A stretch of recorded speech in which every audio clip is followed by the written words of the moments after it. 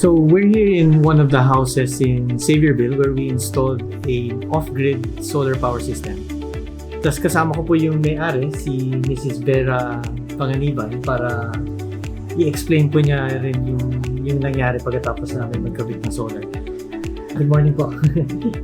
Tatanungin ko lang din po, paano po ba kayo nagsimula mag-isip na mag-solar? Bakit po ba kayo Yung kasing anak ko nga dun sa Australia, sabi niya, magpakabit na kayo para pag brown out, importante dyan sa bata na yan, talaga cable and kuryente. Kung may magpipinance na uli, magpapakabit pa kami.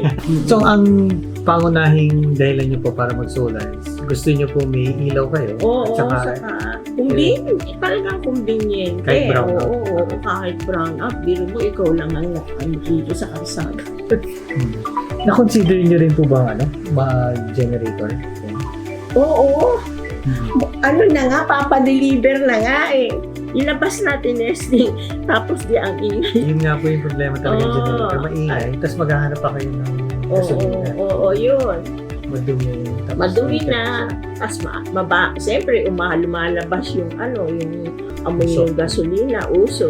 Ay, hindi na lang. Muntik na talaga. Natutuwa naman po kami na nakatulong Ay, kami talaga, sa totoo lang, kung pwede lang nga, lahat ng meron, dagdagan pa.